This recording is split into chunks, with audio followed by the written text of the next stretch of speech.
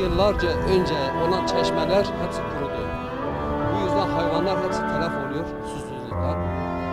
Sebebiyeti de kar yağışı olmadığı için bu gölün kuruduğunu biliyoruz. Kuş cenneti olarak geçiyordu. Bütün kuş türleri buraya geliyordu.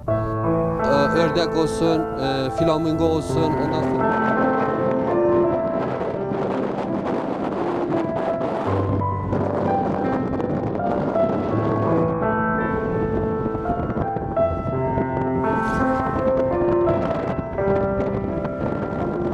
Mesela kaynak sularının çoğunun kuruduğuna tanıklık ettim. Özellikle hakikaten hani Temmuz, Ağustos aylarında bile o kaynakların arttığını, kaynak sularının kuruduğunu görüyorum.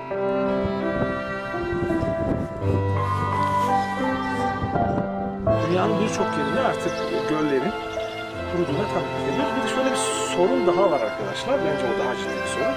Şimdi bir gölün kuruması şüphesiz çok vahim bir şey.